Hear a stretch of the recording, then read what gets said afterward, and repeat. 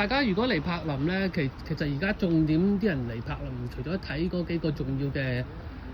嗰個 landmark 之外咧，即係個地標之外咧，就係嚟紀念呢一個當時呢個德國人對呢個納粹同埋屠殺嘅一個反省嘅地方。好多人嚟呢度專門咧就係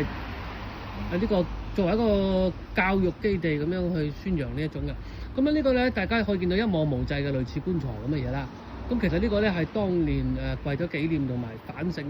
屠殺猶太人嘅一個地方嚟。咁大家警醒世人呢件事咧，就當時係納粹造成嘅，亦都係德國人造成嘅一個人類嘅災難。咁亦都宣示俾世人聽，呢一個當時佢哋係做咗一件極大嘅對人類極大傷害一件事情，亦都係一個反省嘅過程嚇。所以大家嚟柏林一定要睇一睇呢個當時嘅